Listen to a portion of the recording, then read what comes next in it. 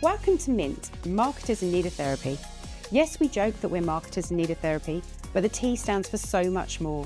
Training, thought leadership, time-saving tips, tools, a team, enabling us to thrive as marketers. So welcome to the Mint podcast. You're laughing at me already. I'm giggling already. Yeah, it's probably not going to work. It's so good. I am here today with Lindsey, who is not only a good friend, but an absolute amazing person to speak to around mindset. And I strongly believe half the problem with marketers at the moment, with all the changes that happen so fast, if they're a low marketer especially, is mindset. And I wanted to bring you on today to kind of talk about how we can help marketers right now. And first of all, it'd be great, Lindsey, just for you to talk through your career, why you're doing what you're doing, and how you think you can help today. Okay, well, thank you for having me on my very first podcast ever. So yeah, obviously, mindset is a term that gets thrown around a lot at the moment and has done ever since kind of COVID, I think. I've got a psychology degree, and then I went on to do my training in NLP. So the reason I call myself a mindset coach, the reason why I call myself a mindset coach is because it's easier for people to kind of grasp and understand if they don't have an awareness of what NLP is. But NLP, neuro-linguistic programming, is ultimately kind of a theory and a methodology which looks at how we think and what outcomes it's getting for us, and how we can think differently to get better outcomes, in a nutshell. Obviously, if it was simple as that, we'd all be Mary Poppins. But yeah, so I came into that, as I say, I had my psychology degree. It was actually kind of a bit of a quarter-life crisis that made me look into coaching for myself with NLP. Completely shifted my outlook on life, which is why I decided to go and train in it almost 16 years ago, which is mad. We are I'm only getting 21. So 16 years ago. And then the idea with that was really kind of just to, kind of from my own personal knowledge, but then I ended up started coaching with people on a one-to-one basis. And that worked really well in between having 3 kids in 4 years, and then subsequently going through a divorce and all of others kind of life's ups and downs. So I always say, when I'm talking about mindset, it's not just the theory that I've learned. I live it every day. And it's not saying here's a load of tools and techniques that are going to sort you out and life's never going to be a problem again, because life, as we know, will always life. And there will always be challenges that will always pull the rug from under your feet. And it's never saying that you're not going to have hard times or you're not going to struggle, but how can we get you as resourceful and resilient as possible? So that's kind of what I do, working with people on a one-to-one basis. So helping them with kind of any of the blocks that they've got in terms of, it could be people that want to achieve big goals. It could be people that just are fed up of being miserable bitches every day, to be honest with you. I just want to live life a little bit happier. I should have called you this morning. On speed dial. It's more kind of looking at where you are and where you want to be with no judgment. And I think that's the other thing as well. So many people are walking around at the moment thinking they should be somewhere else than where they are. And that's particularly recently kind of the shift around going, yeah, it's really important to have goals and aspirations, but how can you be okay with where you are at the moment to help you move towards them? So working with people on a one-to-one basis, over the last 16 years, and then over the last few years, just going into workplaces as well and delivering mindset talks. And I love that because it gives me the opportunity to get in front of people that, quite a lot of people just think the whole term mindset is a bit wanky and not for them, to be honest with you. So giving them the opportunity to kind of say, well, hang on a minute, actually, this makes sense. And it's not airy-fairy. She's not just telling me to go and hum and meditate or just think positive thoughts. Like, that's the other issue as well. I think there's so much around toxic positivity at the moment, or the messages out there that, if you just think happy thoughts, life will change, or law of attraction even, and I think there's a lot to be said around the law of attraction and manifestation, but kind of the belief that if you just think happy, then life's great. And it's not as easy as that. And that's why I think a lot of people get turned off by it. So my approach is very much like, look, I'm brutal. I'll I won't mince my words, and I'll help you get to a point of awareness and responsibility so you can take back control. Love it. And I think that's kind of the key thing as well within workplaces as well, the struggles that people are having around confidence, fear of failure, not being able to speak up, not feeling part of a team, feeling a bit isolated. Hence the marketing manager. Yes, Yeah. exactly. And So- I think from my perspective, I talk to a lot of, I've set up Mint for this exact reason. I know when I'm speaking to a marketing manager, they've lost something, they've lost their sparkle, and it's been dampened in one way or another. And you speak to them and they've got so much experience and there's so much knowledge, and I'm trying to tell them something. They probably know more than me in some aspects. And I love those conversations, and you can just see that spark igniting again when you're having those conversations. And that's why we've kind of set up Mint. But what do you think it is? What do you think, they've got the knowledge, they've got the experience, and they just don't believe in themselves as a marketer? What do you think's done that? What I think it's interesting as well because there's some common themes that I can talk about, but I think more than that is recognizing that we are all our own unique bag of issues, to be honest, and there'll be something along the line that has caused us to think or act or feel in a certain way. Confidence within a role, imposter syndrome across all professions, but especially kind of when you're on your own, if you are a lone marketer or in any kind of job really, that you don't have that kind of person to bounce off with, or you're feeling like you're having to prove your worth as well. I think if you've got a lot of core kind of limiting, we call them limiting beliefs, okay? So we've all got limiting beliefs that dictate how we act and behave every single day. And usually they're kind of at the unconscious level. We're not even consciously aware of them, but they are driving how we act and how we behave and how we perform. And if we are going through life kind of searching for evidence to reinforce those limiting beliefs, they just grow bigger and bigger. And I think the key thing is awareness. So if I was working with someone on a one-to-one basis, it's looking at what those limiting beliefs are. So if someone's lacking confidence in their role, why is that? Where has that come from? What's the belief associated to it? A lot of it is around protection, fear of failure, fear of judgment.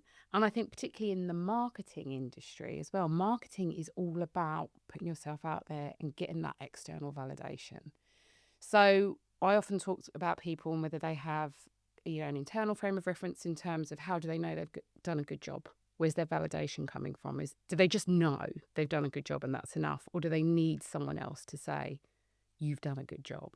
And I'd imagine when you're lone working in a company, it's really difficult when you're in a job that relies so much on external validation in terms of how well the marketing is doing to get that kind of internal validation.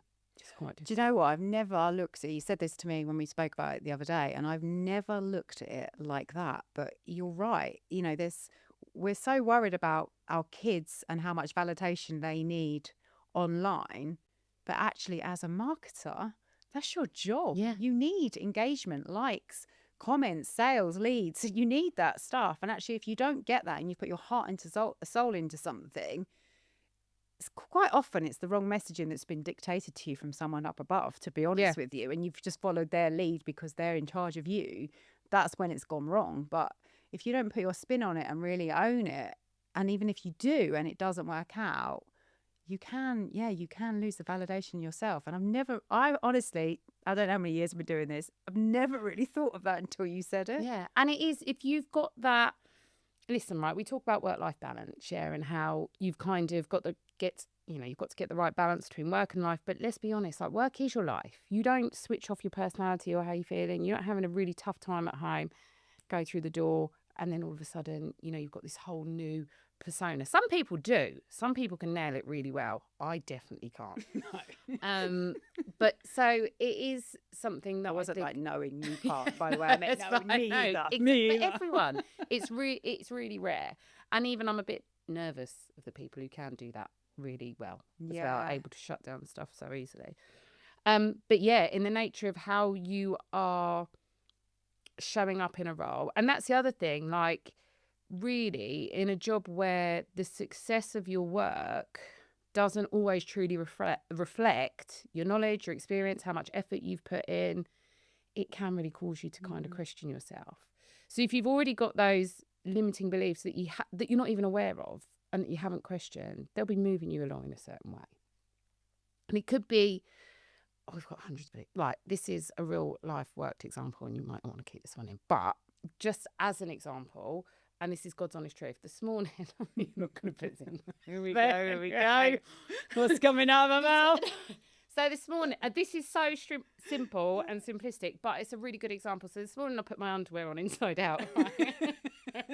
And I thought, well, I can't change it because that's bad luck. I have no idea where that has come from, where that belief that if you then change it the right way round, you're going to have bad luck all day. But I haven't questioned it. I've probably had that belief, no idea where it's come from, all my life, not challenged it, not questioned it. I might have heard it in passing on a day that I really desperately didn't want bad luck, right? So I know it's obviously not, a real world problem in terms of which way your underwear is, but it's just showing you there can be little beliefs that you've soaked up along the way that you're not challenging, and is dictating your behaviour without you even realising it. So it's about getting really honest with yourself about what the beliefs are, but also what the stories are that you're telling yourself. But I think imposter syndrome is one thing, but what's the thing that you've heard most that people are struggling with as lone marketers? I'm still wondering if your knickers are still inside out. Well, I haven't had any bad luck yet. Can't do it. Can't take the risk. Okay, so what was your question? Because that's all I had in my mind. What's the main thing? So we're talking along the lines of like imposter syndrome or things that people are struggling with in terms of getting in their own way from the lone marketer's point of view.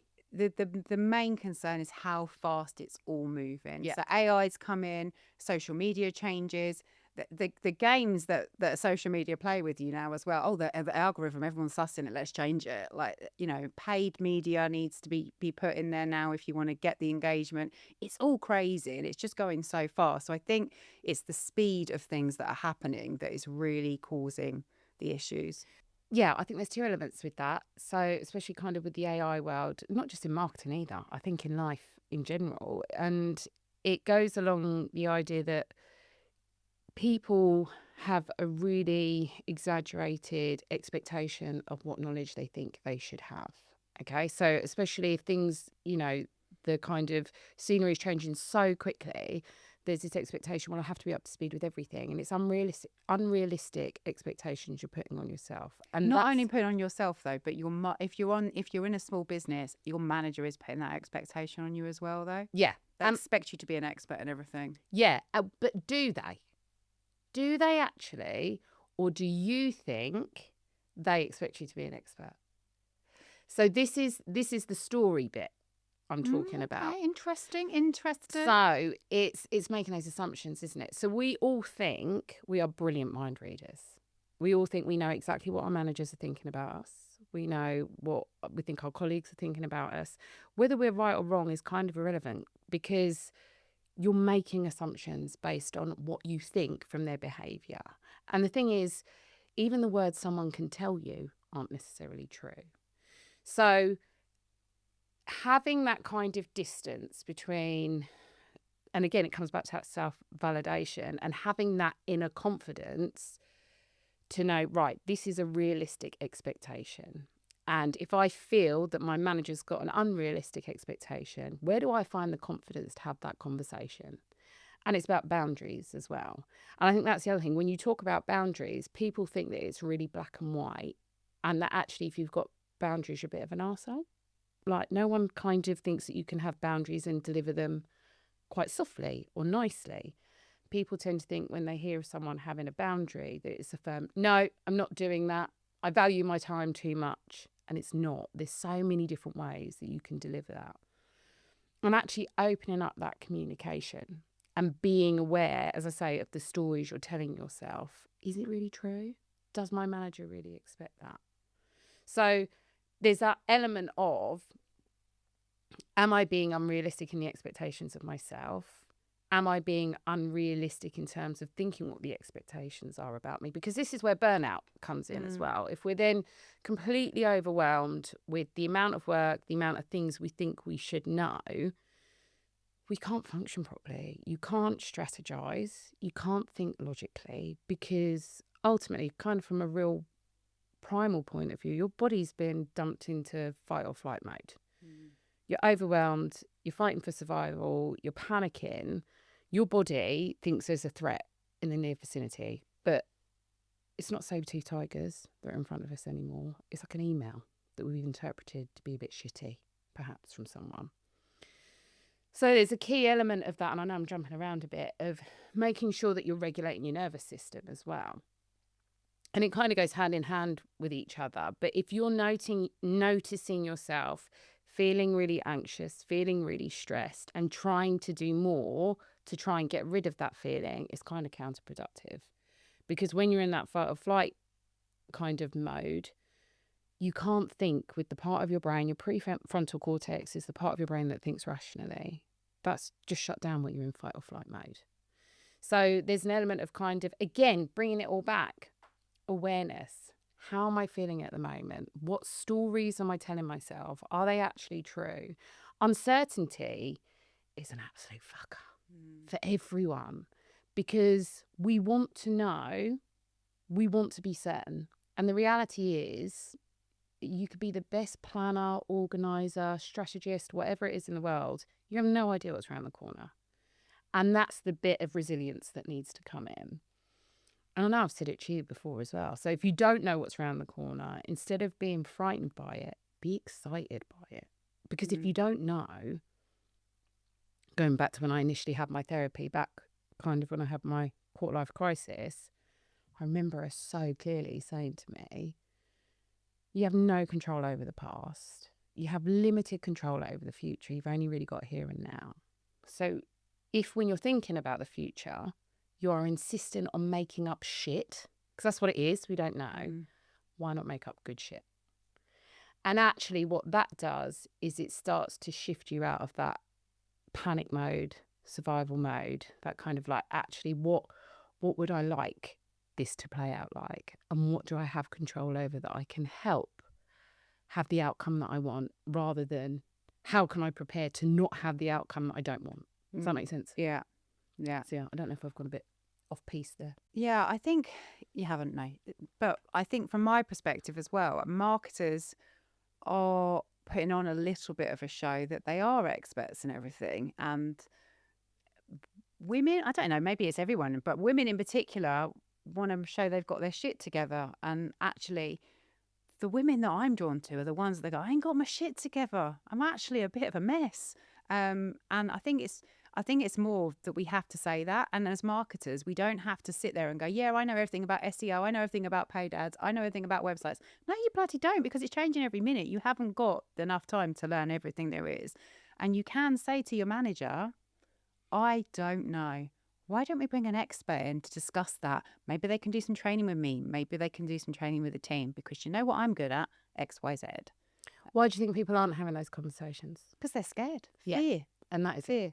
It's the fear of failure, fear of judgment, fear of rejection. These are the core kind of, when I talk about the limiting beliefs, the things that trip up people all the time. And again, it kind of comes from an evolutionary point of view, in that we want to be accepted and we want to be connected to people. And actually, that I'm going off at a tangent a bit here, but connection and good relationships is like the lead out of all of the foundations of good sleep, exercise, healthy diet, all of that kind of stuff. There was a study done for 85 years. It's ongoing, a Harvard study, which has looked at what are the factors that lead to life expectancy, quality of life, health, brain function, all of that kind of stuff. And the key thing is good relationships and connection. So we are hardwired to want to have these connections and to be accepted. We don't want to be rejected. And I think it's quite key in talking about lone marketers, because on the flip side, loneliness and isolation, not just for lone marketers, for people in general, is so significantly damaging on your health, okay, your physical and your mental health. And I'm not saying people who are single, that are lonely, people, Anyone listening that's a single male low marketer, do get in contact. Yes, it's not just being single. It's people can be in relationships and be really, really lonely. So it's about outside the workplace, yes, is one thing, but inside the workplace, if you are in a department or you are the sole person responsible for an area, connection is so key. So things like, Mint, where you can connect with liked people. What am I trying to say? Like-minded people. Like-minded, that's the word I'm looking for. Where you can connect with like-minded people who are on a level, who understand you. But also you can build those connections in work. And I think it's about busting any beliefs that you have about, marketing being an overhead. I used to work in HR for a law firm. And we used to do a rowing regatta every year because it was a posh London firm. And we were called the overheads, marketing and HR. Did you row? I did. And I loved it. I know. It was great. And they had an after party. I don't remember getting home. I didn't go again. But it was great. But yeah, we were called the overheads because there is kind of that internal, if you're not a direct fee earner. But again, it's where is your frame of reference coming from in terms of if you are trying to please everyone in that organisation, you're going to have to be 100 different people. You've got to start with that core confidence and acceptance of yourself and then get that. When we talk about confidence, it's calm confidence. Confidence isn't going to a room and saying, I'm fucking brilliant, look at me, which I think is a misconception. Like, confidence is just like that sort.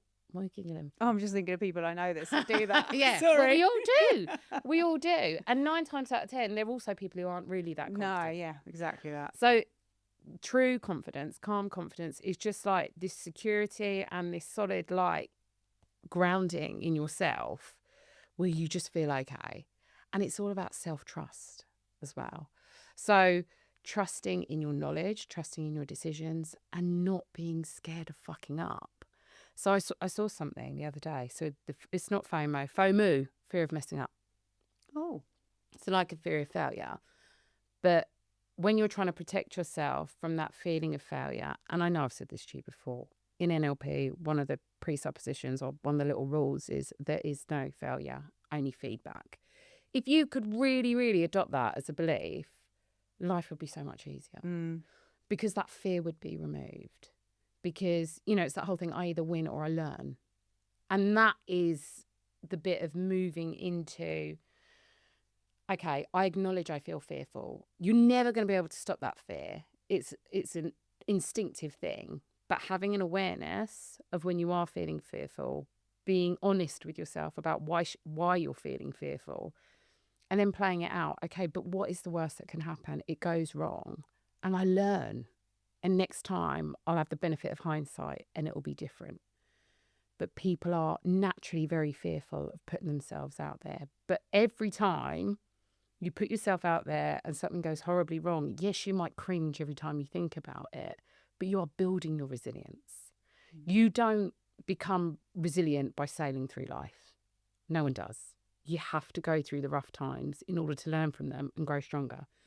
And it is like a muscle. So all of these kind of things that I'm saying today, it is very much an awareness, and it's not something that you can just change overnight. So yes, with the work that I do on a one-to-one basis, we get to the root cause of what that limiting belief is, what's holding you back, what's causing the imposter syndrome, what's causing you to not have the confidence to speak up, what's making up the shitty stories all the time. And we can shift and change that. But more than that, I always say, you can't go to the gym once and have a great bum. As great as it would be, doesn't work like that. You have to keep going. And some days will be easier than others. So you have to train these kind of new ways of thinking and feeling until they kind of become second nature. Interesting that I say 6-pack. It's like marketing. You can't just do one post and get a 6-pack. It's like going to the gym.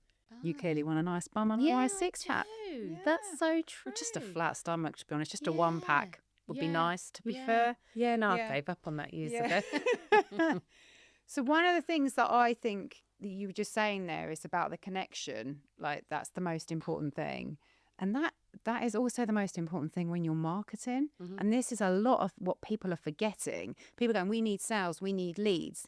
these are people. We need to connect. Yeah. And again, it's very similar to mindset. You have to get into the minds of those people to Yeah. connect as well. So it's just interesting you kind of brought up that connection piece, really. But I mean, it's little things like when you are truly connecting with someone and you're not selling. I'm by no means a sales expert or, or a marketing expert at all. But you've got to think like from a kind of almost a slightly detached view in terms of when you feel like someone connects with you genuinely, how does it make you feel? Like, and again, I know I've said this to you before, the buzz I get on an early morning walk when a stranger smiles at you and says hello is just so nice. And I think that's The excitement that just gave you. We need to go out. I think we need to get you out more, Lindsay. I But know, yeah. So loneliness and isolation. No. So it is, but little things like that, the way in which you connect with people. And when people feel seen and they feel understood and they feel heard. And I think, yeah, that connection piece is huge in every arena of life. But yeah, if you're trying to build relationships, it is, that's people can, I mean, it's a whole thing that I hate. And, I hate it with AI, like the fake images. Like I feel so disconnected from people who are posting very obvious AI content to the point that it might be a really good message.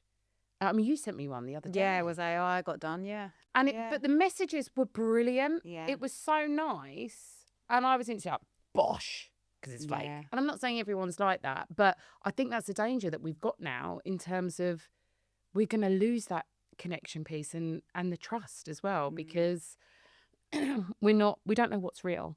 And we don't know we're connecting with a robot or are we connecting with a real person. So I think there's a lot to be considered in that, really.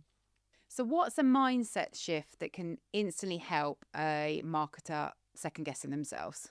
I think tuning into what bullshit story am I telling myself right now?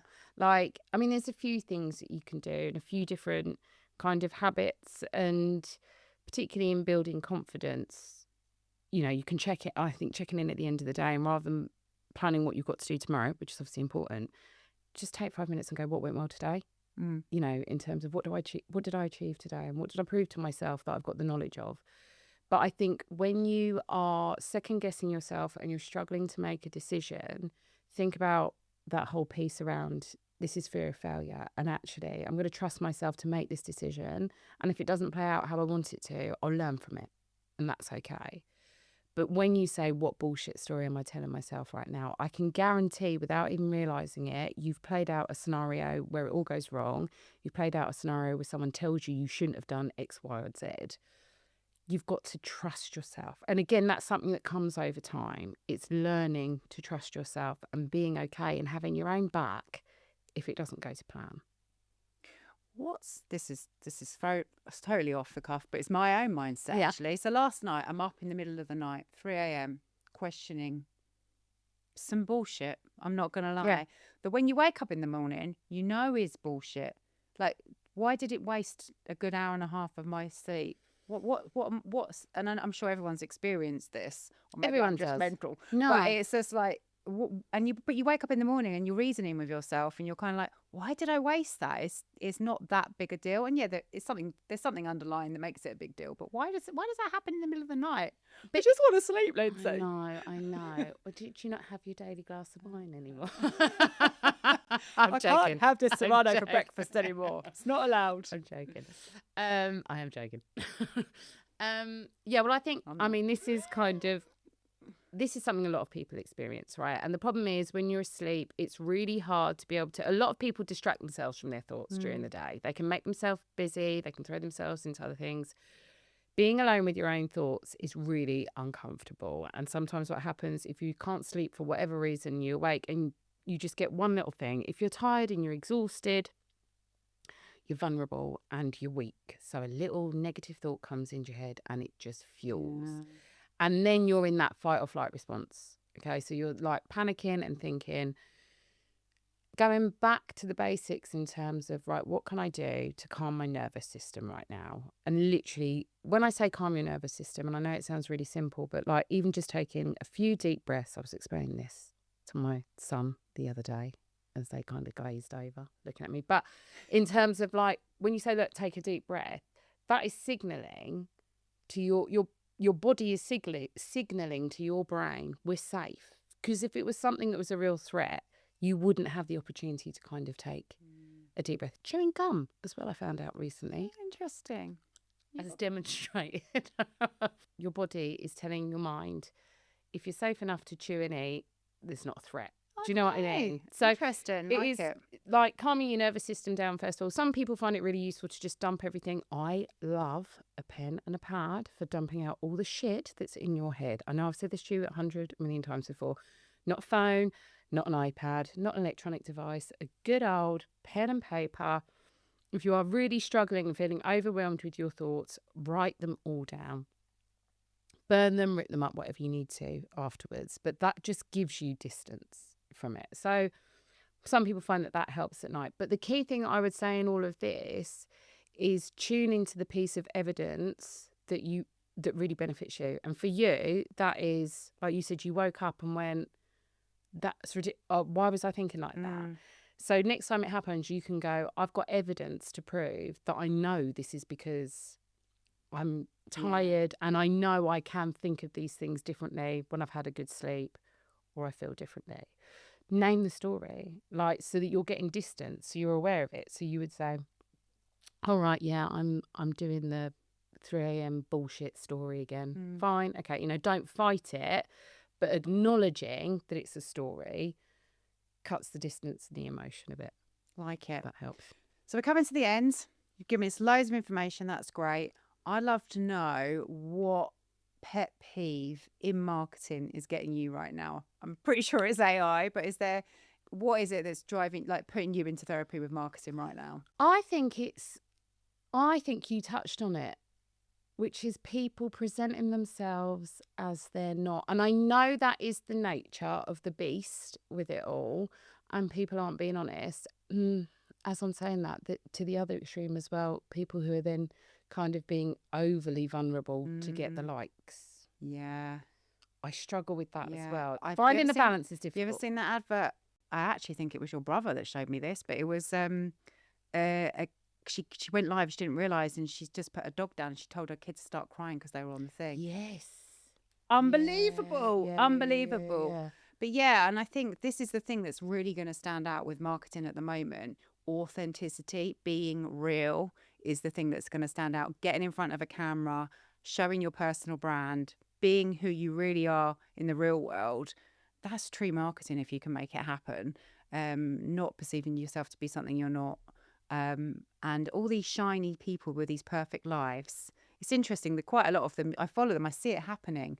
They're talking about how much they love their husbands so much right now. 2 years later, they're divorced. It's like, I don't know. Like, I think sometimes you're just overcompensating. Yeah. Just be real. And Exactly. I honestly believe that is how you can build a personal brand. I do also think on that one as well is being careful of making assumptions, because sometimes the problem can be when we're looking at people posting these things, or the reason that we feel aggravated by it might be because we've got an issue, in our own lives. So actually, are we going, oh, that's bullshit, they're not that happy because I'm single Pringle over here. Do you know what I mean? Whereas actually, what story we tell ourselves? Yeah. Maybe they are. But I think, being authentic and sharing your fuck ups. Yeah. Like, just if something didn't go to plan, or, and I don't think that's necessarily for your own benefit, but it's if you want to kind of relate to people, or you want to help other people, then it's a difficult one, but being vulnerable, and just don't use it. I would say we spend a lot of time doing videos for marketing, for clients, for other people, doing, I'm sure as well, the Yellow Lizard guys that are filming this will feel the same. The outtakes of the fuck ups, literally the bits you don't want in, do the best on the engagement on social media. It's actually quite cruel. But, we did it for a legal firm a few years ago, and it was literally, oh, actually, these guys are supposed to, them mucking up was absolute pleasure to lots of people. But that's the connection bit. Yeah, that's the connection bit, because they're human. Yeah. These aren't people who you're beating yourself up for not being like. And that's the issue. Everyone's trying to fit into a mold of what they think they should be. And do you know what? And even the whole boss bitch era, like, which I think has moved on now. Yeah. But the amount of women I was working with who felt like absolute shit because they were happy being a stay-at-home mum. They were happy, you know, in their average job, but feeling like they were less than because there was all this kind of, you can do this, you should be this, which is great. I think there needs to be an element of allowing people to, respecting that everyone is completely different. Yeah. Do what makes you happy. Yes, exactly. Yeah. Boss, do what makes you happy, bitch. Not boss bitch. If we need to get a bitch in there, I like a bitch. Yeah. So last question. So loan marketers, marketing managers out there that are struggling, feeling like they haven't got their shit together, they're doing way too many things and they just don't feel confident in what they're doing anymore. One little small piece of advice you'd give them. Come see me. Perfect. Ignite Mindset. Check her out. Thank you very much, Lindsey. That's amazing.